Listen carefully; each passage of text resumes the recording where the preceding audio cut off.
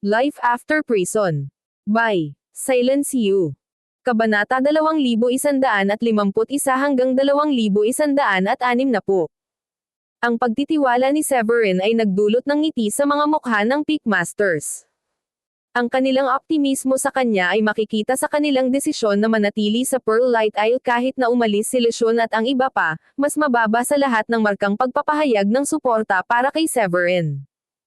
Para sa record, hindi si Severin ang pinapaborin na contender sa SEC tournament. Ang pagkakaibang iyon ay nahulog kay Carl, ang unang pangunahing disipulo at isang Paragon na nabalitaan na ang reinkarnasyon ng isang sinaunang powerhouse. Ang kanyang mga kakayahan ay lampas sa karaniwang pangunawa. Iilan, kung mayroon man, ang mga disipulo ay nagkaroon ng pagkakataon laban kay Carl, na ginawa siyang natural na pagpili na tumanggap ng suporta mula sa mga pinakamataas na Master at Elder. Sa kabaligtaran, nasaksihan ni Miles at ng kanyang mga kasamahan ang pambihirang talento ni Severin, na piniling pigilan ang kanilang mga taya laban sa kanya. Ang kanyang pagkabigo ay magreresulta sa kaunting pagkalugi, ngunit ang tagumpay ay maaaring magbunga ng maraming benepisyo. Kasunod ng pagtatatag ni Laika ng Spiritual Energy Gathering Formation sa Pearl Light Isle, tumayo siya at nagpaliwanag ng nakangiti. Maaari ko lang itaas ang antas ng espiritual na enerhiya ng Pearl Light Isle sa humigit kumulang 10 beses na mas mataas kaysa sa labas ng mundo. Sa kasamaang palad, hindi ako makakataas pa. Ang malakas na ulap ay nagdulot ng malalim na pagpapahayag ng pasasalamat mula kay Severin. Iyan ay higit pa sa sapat. Mayaman sa mga ugat na espiritual ang lokasyon ng Grundy Uno Sect, at ang konsentrasyon ng espiritual na enerhiya nito ay ilang beses na mas mataas kaysa sa ibang mga lugar. Gayunpaman, ang Porma Sayon ay nagpataas ng antas ng espiritual na enerhiya ng Pearl Light Isle ng higit pa sa inaasahan ni Severin. Ang namuong enerhiya ay bumuo ng mga patak ng espiritual na likido, at ang konsentrasyon nito sa kahit saang lugar ay gagawin itong isang napakahalagang lokasyon para sa karamihan ng mga tao. Nakangiting tugon ni Laika at nagpatuloy sa pag-alis. Paumanhin. Mayroon akong ilang mahahalagang bagay na dapat asikasuhin pabalik sa Ninth Mountain. Sinabi niya, habang siya ay tumataas sa hangin sa isang kulay-kulay na bahaghari na guhit ng liwanag. Si Severin, na natuwa sa kontribusyon ni Laika, ay nakipag-usap kay Miles at sa iba pa. Alam ni Miles kung gaano kahalaga para sa pagkamit ni Severin na maging matatag pagkatapos ng kamakailang tagumpay, kaya hindi nagtagal bago niya sinabi. Iiwan kita upang pagsamahin ang iyong tagumpay sa 10 araw bago ang paligsahan. Pumayag naman si Severin. Sumasang-ayon ako. Ngayon ang pinakamahusay na oras upang pagtibayin ang aking tagumpay at pinuhin ang aking mga kakayahan. Pagkatapos magpaalam sa Pickmasters, bumalik si Severin sa main hall kung saan naghihintay pa rin si Ferland sa kanya. Nang mapagtantong may pag-uusapan pa si Ferland, nilapitan siya ni Severin at umupo. May gusto ka pa bang pag-usapan sa akin? Inilapag ni Ferland ang kanyang tasa ng tsaa at ngumiti na may bahid ng paghanga. Bakit? Oo nga. Pero una sa lahat, binabati kita sa iyong tagumpay. Ang unang dahilan ng pagbisita ni Ferland ay para lang batiin si Severin sa tagumpay sa pagiging Paragon. Malaki ang kahalagahan nito sa sekta, at bagamat hindi ganoon kalaki ang pakikitungo, mayroong isang hindi masabi na inaasahan na dapat personal na batiin ng isang tao ang gayong mga individual. Ganito ang unang pananaw ni Ferland. Ngunit binago niya ang kanyang mga iniisip pagkatapos makarating sa Pearl Light Isle at masaksihan ang suporta ng isa pang Pickmaster para kay Severin. Minsan ay isang panlabas na elder, ang katayuan ni Ferland ay itinaas mula noon sa inner elder dahil lamang sa nakahukay siya ng talento tulad ni Severin sa Nonto City. Sa isang kahulugan, siya ay gumanap ng isang papel sa mga kapalaran ni Severin. Sa pagsasakatuparan na iyon, sinabi ni Ferland. Naiintindihan mo ba ang kahalagahan sa likod ng torneo ng sekta pagkatapos mong ibigay ang suporta ng grupong iyon ng mga Pickmaster?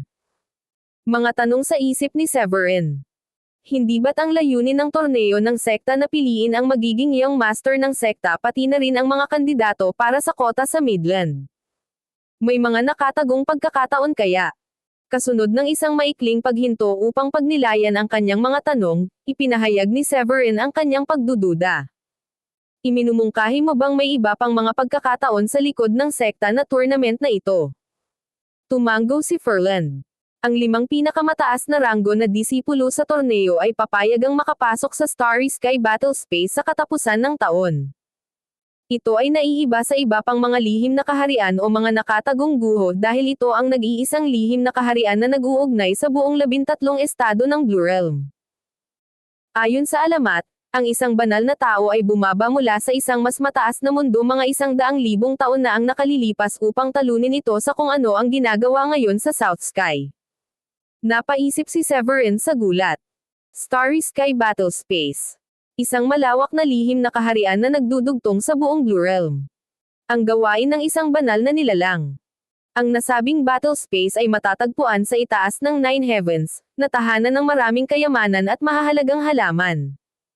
Ito ay naging sentro ng pagtatalo ng mga practitioner sa Blue Realm, at lahat ng kilalang sekta sa Blue Realm ay magpapadala ng kanilang mga disipulo doon. Sa pamamagitan ng detalyadong paliwanag ni Furland, unti-unting naunawaan ni Severin ang kahalagahan ng Starry Sky Battle Space. Ang sect tournament ay higit pa sa isang pagkakataon para piliin ang magiging junior sect leader at ang kota para makapasok sa Midland. Isa itong ehersisyo upang piliin kung sino ang makapasok sa Starry Sky Battle Space, isang lugar na marami ang naghanap ng pagkakataong puntahan. Kilala lalo na sa pagkamatay ng isang demonyo at sa kasunod na pagkakabuo ng makapangyarihang mga hayop mula sa dugo nito, sinumang mag-iwan ng kanilang pangalan sa sinaunang larangan ng digmaang ito ay tatanggap ng makalangit na mga pagpapala at patnubay mula sa banal. 200 taon na ang nakalilipas, isang hindi kaakibat na practitioner ang pumasok sa Starry Sky Battle Space at nakatagpo ng isang uri ng pagpapala. Iyon ay nakakuha ng atensyon mula sa Midland, at ilang mga assassin ang ipinadala upang patayin siya. Matapos maabot ang Supreme Paragon, nakumbinsi pa niya ang isa sa kanyang mga babaeng kapantay na tumakas sa kanya. Ang sabi-sabi na siya na ngayon ang uri ng immortalidad, o sa isang bagay. Isang pakiramdam ng pagiging pamilyar ang pumasok habang nakikinig si Severin sa kwento ni Furland tungkol sa hindi kaakibat na practitioner at sa pagtakas. Gulat na tanong ni Severin. Maaari mo bang ipaliwanag ang kanyang mga pagsasamantala sa nakalipas na mga taon? Ang sabik na ekspresyon ni Severin ay tila kakaiba kay Furland ngunit hindi niya ito gaanong pinansin. Tumikim siya at nagpatuloy. Bata pa lang akong Warrior King noon, kaya wala pa akong masyadong alam tungkol sa kanya. Gayunpaman, iminumungkahi ng mga chismis na lumitaw siya sa Starry Sky Battle Space nang mula sa kung saan at iniwan ang kanyang pangalan sa stone tablet nito. Tila, nakapatay siya ng maraming powerhouses at di umano'y nakakuha ng isang medyo espesyal na bagay na hugis tore.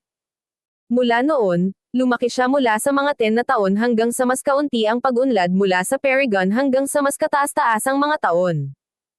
Ang mga sagradong lupain ay nasuffocate ng kanyang lakas. Umiling si Furland saka idinagdag. Yun lang ang alam ko. Lalong naging kumbinsido si Severin na ang tinutukoy ni Furland ay ang Old Waco. Ang ganitong mga aksyon, tulad ng pagkuha ng isang babaeng Paragon sa kanya, ay katangian ng mga kalokohan ng lalaki. Ipinagmamalaki ng lasing na pantas na si Old Waco ang tungkol sa paghiwa ng langit sa isang hiwa at pagpatay sa ilang daang libong practitioner sa isang pagkakataon ay naisip. Bagamat sa una ay ibinasura ni Severin ang lahat ng iyon bilang mga pag-aalinlangan ng isang lasing na pantas, ang account ni Furland ay tila nagdala ng higit na kredibilidad sa mga kwentong iyon. Nang maglaon, pagkatapos na pumasok si Severin sa Sky Blue Sect at natuklasan na si Woolrich ang junior ng Old Waco, sinabi sa kanya na ang Old Waco ay dumating sa Blue Realm at tinutumbok ng isa sa malalakas na puwersa ng Blue Realm. Sa una ay nagtaka siya kung ang Old Waco ay nakagawa ng isang kasuklam-suklam na gawain. Ang paliwanag ni Furland ang nagbigay ng higit na konteksto. Habang iniisip ni Severin, nagbahagi si Furland ng isa pang tidbit. May sabi-sabing binisita niya muli ang Starry Sky Battle Space bago umakyat sa immortalidad dahil may nawala siya doon. Pagkatapos, ang pinuno ng sekta ng Yaochi Sacred Land ay bumagsak sa Void Formation upang makapasok sa Starry Sky Battle Space, at ang kanyang layunin ay tuklasin kung ano ang naiwan ng hindi kaakibat na practitioner na iyon. Gayunpaman, bumalik siya ng may malubhang pinsala at ang banal na kapahayagan lang ang magagawa niya. Lalong lumakas ang pananabik ni Severin. May naiwan ba ang Old Waco? Nagtaka siya. Ang katotohanan ng tsismis ay hindi gaanong mahalaga, dahil determinado si Severin na mag-imbestiga sa alinmang paraan. Una, ang Old Waco ay nag-iwan ng ilang bagay na nakuha sa Starry Sky Battlespace. Pangalawa, ito ay ipinahiwatig mula sa paglalarawan ni Ferland na ang maliit na itim na tore ay nagmula sa Starry Sky Battlespace.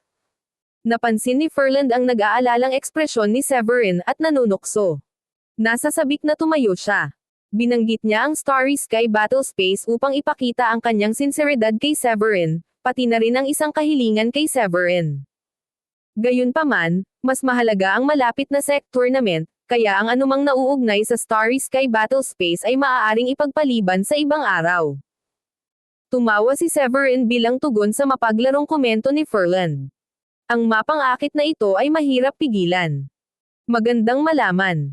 Kumpiyansa akong magagawa mong matiyak ang pagpasok sa Starry Sky Battlespace. Sabi ni Ferland habang hinahaplos ang kanyang balbas. Magkakaroon tayo ng mas detalyadong pag-uusap pagkatapos ng tournament. Pagkatapos ay umalis si Ferland habang pinag-iisipan ni Severin ang impormasyong sinabi sa kanya. Mukhang mayroong isang bagay sa Starry Sky Battlespace na nais niyang makuha. Ngunit ang pangunahing punto ay nandoon na ang Old Waco, at kailangan kong tingnan kung ano man ang nakatagpo niya doon. Gamit ang bagong motibasyon, bumalik si Severin sa kanyang silid ng pagsasanay. Gamit ang Enlightenment Stone, pumasok siya sa isang estado ng malalim na pagmumuni-muni at kinain ang 7th grade breakthrough pill. Isang kaharian ng kahiwagan ang tila bumungad sa harap ni Severin habang hawak niya ang Enlightenment Stone. Di nagtagal ay nagkaroon ng kailanawan ang mundo. Ang langit ay hindi na ang langit. Nag-transform ito sa ilog na nag-uugnay sa iba't ibang disiplina. Ang mga banal na kasulatan ng pilosopiya ay pinagsama-sama upang lumikha ng isang makakapal na web ng hindi mabilang na mga landas ng kaalaman na mula sa swordsmanship hanggang sa alchemy. Mayroong 3,000 landas sa kabuuan.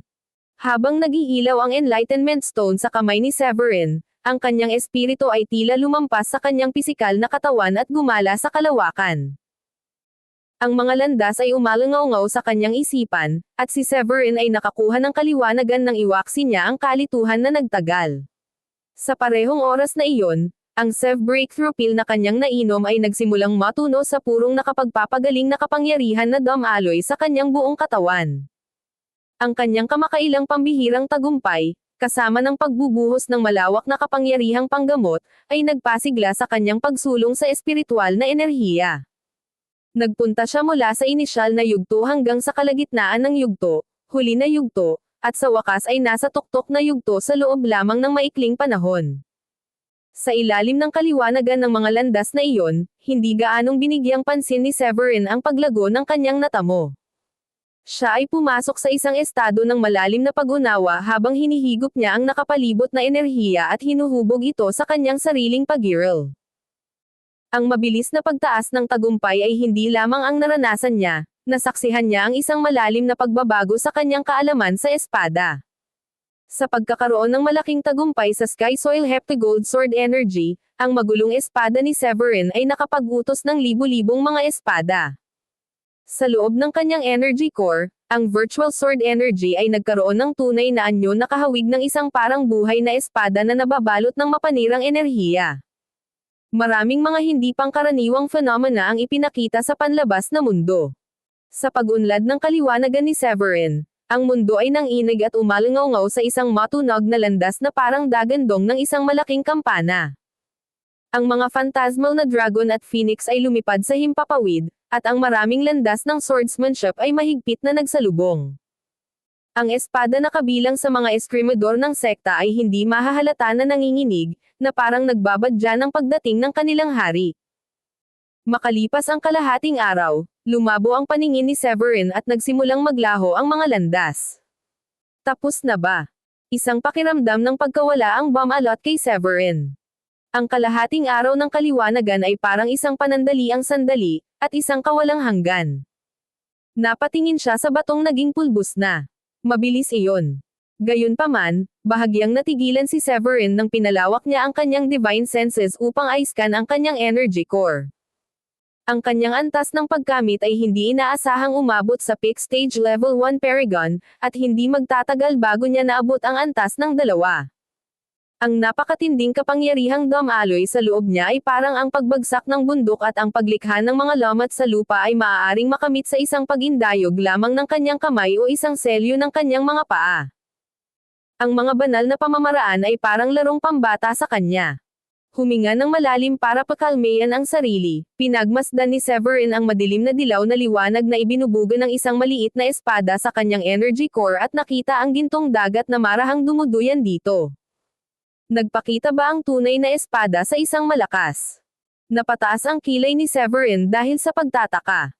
Ang pagkakaisa ng mga diskarte sa labanan at ang solidification ng tunay na kalooban ay karaniwang magagamit sa Royal Paragons. Baka sa ekspresyon ni Severin ang pananabik at enthusiasm. Nararamdaman niya ang napakalawak at umaalon na espada na nagmumula sa maliit at solidong espada na iyon. Ang enerhiya ng langit-lupa ay naghalo sa kapangyarihan ng langit at lupa, at ang pagsasama-sama ay nahayag sa harap ng kanyang mga mata tulad ng mga kasulatan ng pilosopiya. Ito ay kahanga-hanga. Alam ni Severin mula sa kanyang nakaraang pag-aaral ng mga sinaunang talaan na ang gayong banal na kapangyarihan ay eksklusibo sa mga Royal Paragon, na pinagsama ang kapangyarihan ng langit at lupa sa tunay na kalooban. Naramdaman ang malakas na sword will mula sa kanyang dagat ng enerhiya, kinuha ni Severin ang espada at hinawakan ito sa kanyang kamay para sa pagmamasid. Ito ay pinalamutian ng totoong sword will, at ito ay walang kulang sa hindi pangkaraniwang. Maaari itong gumawa ng higit pa sa pinsala sa pisikal na katawan ng isang kalaban, tina-target nito ang kaluluwa, antas ng pagkamit, at habang buhay. Napuno ng ecstasy ang kanyang ekspresyon. Kahanga-hanga. Mayroon na akong isa pang trumpo. Sa abot ng kanyang kaalaman, walang kapangyarihan si South Sky na maaaring mag-target sa kaluluwa ng isang tao at mabawasan ang habang buhay ng isang tao. Ang mga kakaibang kayamanan ay napakabihirang. Habang ang mga diskarte tulad ng Pure Void Sex Violet Thunderstruck o ang Tobias's Soul Devouring Nail ay maaaring magdulot ng pinsala sa kaluluwa, ang konsepto ng isang armas na may kakayahang sabay na umatake sa kaluluwa, antas ng paggamit, at habang buhay ay hindi pa nagagawa. Sa mahusay na paggamit, naniniwala si Severin na ang espada ay maaaring magbigay ng ilang hindi inaasahang resulta. Gamit ang isang kaway ng kanyang kamay, ibinalik niya ang maliit na espada sa dagat ng enerhiya. Pinigil niya ang kanyang pananabik at nagtagal upang masuri ang mga natamo niya. Bagamat ang paggamit ni Severin ay hindi pa nakakagawa ng isang pambihirang tagumpay sa antas ng 2 Paragon, ang solidong divine technique na kanyang natamo ay naging mabunga ang pagsisikap. Namumukod tangi siya bilang nag-iisa sa buong South Sky na sumulong sa pagiging Paragon na may tunay na kalooban na nahayag mula sa wala. Ang gayong tagumpay ay maaaring maging bihira sa Midland, at lahat ito ay salamat sa Enlightenment Stone na nakatanggap siya ng hindi inaasahang kapalaran pagkatapos na maunawaan ang lahat ng mga landas. Pagkatapos gumamit ng ilang mga ehersisyo upang maihatid ang kapangyarihan ng pambihirang tagumpay at mailipat ito ng husto sa loob ng kanyang katawan, bumangon si Severin at sinabi, "Maaaring bigyan lang ako ng trump card na ito ng kalamangan sa paligsahan at payagan akong makuha ang unang pwesto." Ang mga karagdagang pambihirang tagumpay ay tila hindi malamang na ibinigay sa kamakailang pagsasama-sama ni Severin sa tuktok na yugto ng antas ng isang Paragon. Iyon ay sinabi, siya ay nireranggo sa isa sa 5 pangunahing disipulo. Maging si Carl, ang pinakamalakas sa 5, ay tila nasa peak stage level 1. Si Riley at Spencer, na kamakailan lamang ay pumasok sa pagiging Paragon, ay malamang na hindi makagawa ng mabilis na pag-unlad. Kaya, ang lahat ay halos nasa parehong antas ng bawat isa. Ang Sky Soil Zenith ni Severin ay nagbigay ng 20% pagtaas ng lakas sa pakikipaglaban, at nag-practice din siya ng mga specialty ng Grundy Uno Sect tulad ng Grundy Uno Treasured Notes at The Book of True Void Enlightenment. Ang pagsasama-sama ng dalawang iyon ay nagpahusay sa kalidad ng espiritual na kapangyarihan ni Severin kaysa sa kanyang mga kapantay.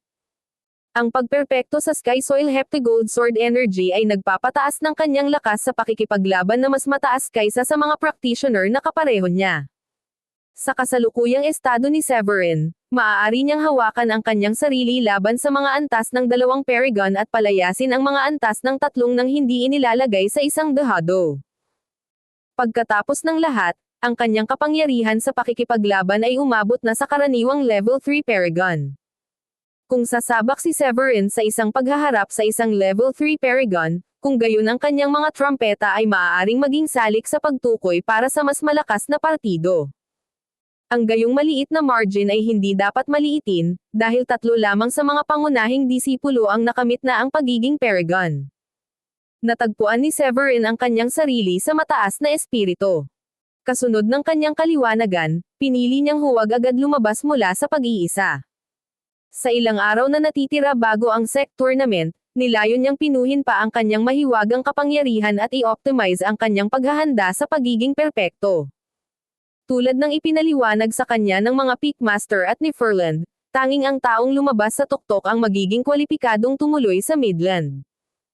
Ang pangalawa ay itatalaga bilang junior sect leader na nakahanda na magmana ng posisyon mula kay Oscar.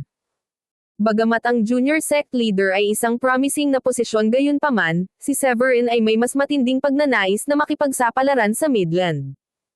Samantala sa isang kahangahangang courtyard sa Duby Isle, ang kalangitan sa itaas ay napuno ng enerhiya habang ang mga crane ay pumailan lang ng maganda sa himpapawid. Pinalamutian ng isang makulay na bahaghari ang kalawakan ng langit, at sa loob ng isang engranding bulwagan sa gitna ng isla, ay nakatayo ang isang hindi mapagpanggap na binata na nakasuot ng simpleng balabal. Ang individual na ito ay naglabas ng isang malakas na aura, at ang kanyang kapangyarihan ng enerhiya at dugo ay nagliliyab tulad ng nakakapasong araw. Ang isang espiritual na ningning ay tila naglalakbay sa kanyang balat, at bawat paggalaw na kanyang ginawa ay tila may epekto sa paligid. Ang kanyang walang kibo at nagliliwanag na mga mata ay nagtataglay ng isang nakakabighaning katangian na tila nagnanakaw ng kaluluwa ng isang tao. Ang binatang iyon ay walang iba kundi si Riley. Ang naglalaho na kababalaghan sa malayong kalangitan ay nagdala ng kataim-taiman sa ekspresyon ni Riley. Mabilis na kumalat sa buong sekta ang balita tungkol sa mabilis na tagumpay ni Severin sa Paragon, na una nang ibinasura ni Riley bilang pagmamalabos dahil naganap ang dating tagumpay ni Severin sa Level 9 Supreme Saint kaysa 2 buwan na ang nakalipas. Nang lumabas ang mga ulat sa lalong madaling panahon na ang mga Peakmaster at Elder mula sa bawat bundok ay personal na bumati kay Severin sa Pearlite Isle, napagtanto ni Riley na hindi niya maaaring baliwalain ang bigat ng sitwasyon. Minura niya ang sarili niya at sinabing, "Kung si Heaven ay may anak sa labas, wala akong maisip na tao maliban kay Severin na akma sa panukala. Paano siya nakakagawa ng ganoon kabilas na pag-unlad?" Ang nagawa ni Severin na malumpasan si Celeste upang maging nangungunang alchemist ng sekta, kasama ang pagkamatay ni Uzer sa mga kamay ni Severin, ay lahat ng hindi kapani-paniwalang kapuri-puri na pagsisikap. Ngunit kahit na ang pinaka-talented ay nangangailangan ng oras upang makamit ang tagumpay. Ang lahat ng 5 pangunahing disipulo ay mga pambihirang individual na ang lakas ay sumalungat sa loika. Ang pambihirang tagumpay ni Severin sa pagdating ng paligsahan ang nagdulot ng pangunahing alalahanin, dahil ang pagkakaiba sa pagitan ng Supreme Saint at Royal Paragon ay magkaibang mundo. Anuman ang lahat ng naging usap-usapan ng bayan na si Severin para sa kanyang mga nagawa, si Riley ay palaging walang pakialam dito at sa halip ay nakatuon kay Carl at Spencer. Sa pananaw ni Riley, ang pag-angat ni Severin sa Paragon ay mangangailangan ng hindi bababa sa ilang taon. Nang makarating sa kanya ang balita ng tagumpay ni Severin sa Paragon ay inamin ni Riley ang kanyang mga nakaraang maling kalkulasyon. Sa loob ng bulwagan, namumula ang ekspresyon ni Riley habang siya ay huminga ng malalim sa pagtatangkang sugpuin ang kanyang kaguluhan, ngunit ang kapayapaan ng isip ay nanatiling hindi maabot. Matapos ang ilang sandali na katahimikan, bumantong hininga siya. "Naging pabaya ako." May karapatan si Riley na tingnan ng mababa si Severin bago ang pambihirang tagumpay ng huli sa Paragon, ngunit ang bagong pag-unlad ay naging isang hindi inaasahang balakid. Batay sa track record ni Severin sa pagkatalo sa mga kalaban na mas malakas kaysa sa kanya, maliwanag na ang lakas ni Severin ay hindi na napigilan ng mga tradisyonal na leveling system. Sa pagninilay-nilay sa kahangahangang nagawa ni Severin na kontrahin si Uzier sa kabila ng pagiging dalawang antas na mas mababa, nakita ni Riley ang kanyang sarili na lalong naging matulungin sa mga kakayahan ni Severin, lalo na't si Severin ay may pambihirang espiritual na kayamanan sa isip. Tila sumakit ang ulo, ngunit pagkatapos ng ilang pagmumuni-muni, sa wakas ay sinabi ni Riley. Iiwan ko na lang sina Carl at Spencer para hawakan siya. Gayunpaman, ang hindi inaasahang tagumpay ni Severin ay nagdulot ng mga pagdududa tungkol sa mga pagkakataon ni Riley na makuha ang pangalawang pwesto. Dahil sa ayaw niyang palampasin ang pagkabigo sa kanya, tiniyak ni Riley sa kanyang sarili na halos kalahating taon na ang lumipas mula noong kanyang pambihirang tagumpay sa Paragon. Natiyak na niya ang kanyang pag-angat bilang level 1 Paragon, at naniniwala siya na maaari siyang magkaroon ng pagkakataon kahit nasa pag-unlad ni Severin. Naniniwala si Riley na hindi lang siya ang nabalisa sa pagbangon ni Severin. Sa isang lumulutang na isla sa pagitan ng ikatlo at ikaapat na bundok, si Spencer at ang kanyang punong-punong maladragon na pangangatawan ay nakikinig sa isang barrage ng mga ulat mula sa kanyang mga attendant. Lalong lumalim ang ekspresyon niya. Kalokohan. Hindi inaasahan ni Spencer ang meteoric na pagtaas ni Severin sa Paragon at sa una ay ibinasura ang balita bilang isang biro. Nako! Kinumpirma ng balita ng Peak Masters Congregation sa Pearl Light Isle ang kanyang mga hinala, gayon din ang hindi pangkaraniwang phenomena. Tulad ni Riley, kinilala ni Spencer ang mga nagawa ni Severin sa alchemy at kasunod na pagkilala ng Alchemy Tower. Napansin niya ang pagkapanalo ni Severin laban kay Emery at ang siyam na singsing na nagawa ni Severin para magawa ang tore. Gayunpaman, hindi niya kailanman inisip si Severin bilang isang tunay na katunggali, dahil si Carl, na may natatanging banal na konstitusyon, ang kanyang pangunahing kalaban. Ang kanyang tansya, katulad ng kay Riley, ay mangangailangan si Severin ng hindi bababa sa isang taon o higit pa upang makagawa ng isang pambihirang tagumpay sa Paragon. Sa panahong iyon, matagal nang natapos ang paligsahan, at ang pambihirang tagumpay ay magkakaroon ng kaunti o walang implikasyon. Sa kasamaang palad, napilitan siyang harapin ang katotohanan na si Severin ay gumawa ng isang hindi inaasahang hakbang sa pagsulong. Nagulo ang lahat ng plano ni Spencer, at halatang nabalisa siya sa mga nangyayari. Matapos huminga ng malalim para sugpuin ang kanyang pagkadismaya, sinabi ni Spencer sa kanyang nasasakupan. Magtipon ng ilang matalas na mga tao at sabihin sa kanila na magbantay malapit sa Pearl Light Isle. Kung may mangyari, ihatid ang balita sa akin sa lalong madaling panahon.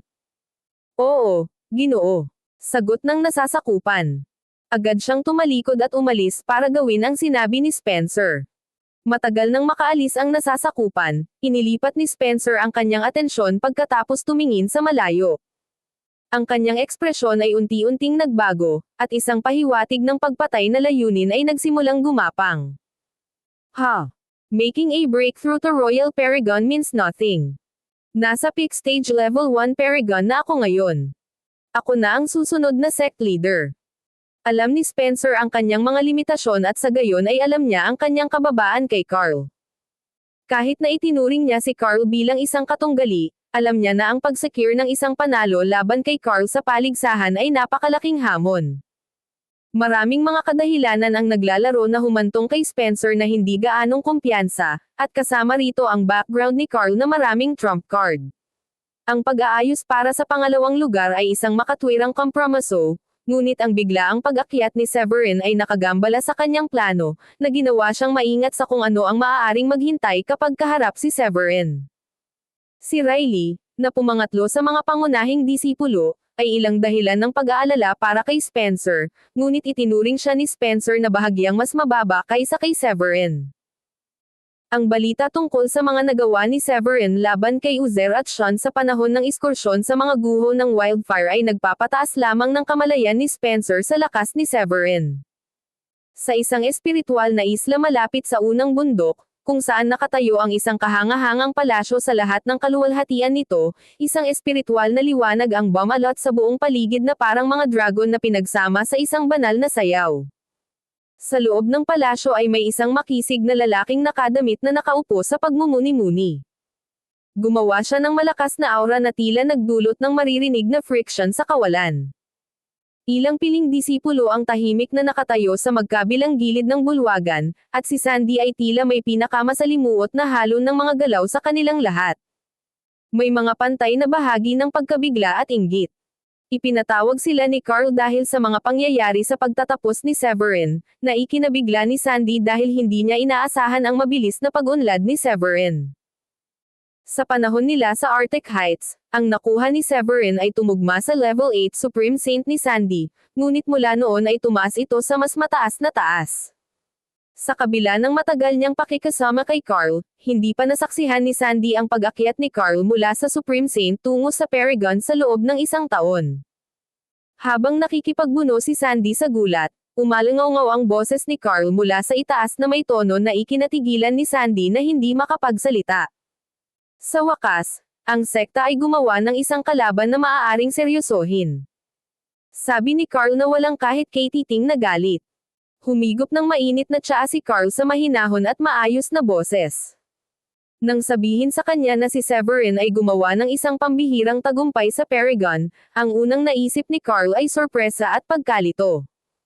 Ito ay sa halip kahanga-hanga para sa Severin sa pagsulong sa tulad ng isang mabilis na rate, kahit na sa loob ng kanyang henerasyon ng mga kamangha-mangha.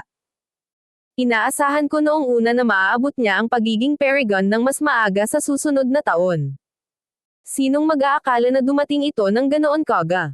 Nilasap ni Carl ang kanyang tsaa na may malamig na ekspresyon. Pagkatapos ay nagpakawala siya ng surge ng espiritual na enerhiya mula sa kanyang katawan, na lumikha ng umuungal na sonic boom na napunit sa hangin. Inamin ni Carl ang kanyang maling pagmamaliit kay Severin. Bagamat siya ang reinkarnasyon ng isang sinaunang powerhouse, inabot siya ng 2 taon upang magsanay mula sa Supreme Saint hanggang sa Paragon pagkatapos ng kanyang muling pagsilang. Ang prosesong iyon ay tumagal ng mga 5 o 6 na taon sa kanyang nakaraang buhay. Sa kabaligtaran, nagawa ito ni Severin sa loob lamang ng 1 taon. Maaaring walang kahit sino sa Midland na makakamit ang gayong gawa. Ipinagmamalaki ni Carl ang kanyang sarili sa kanyang talento.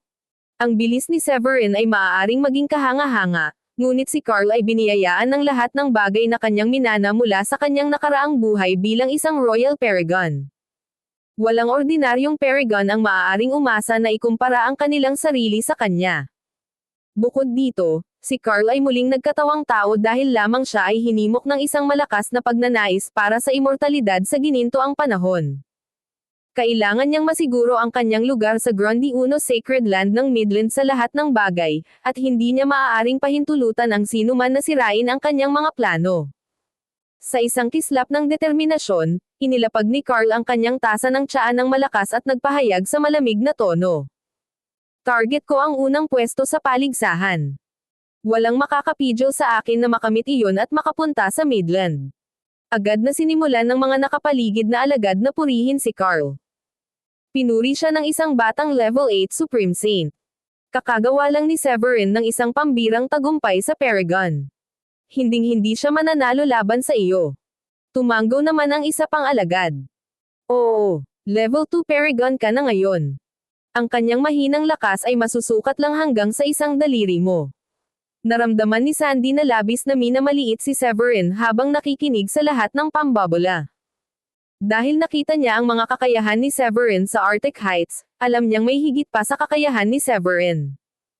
Naalala ni Sandy kung paano natalo ni Severin, sa Level 7 Supreme Saint, si Uzer at matinding nasugatan si Sean.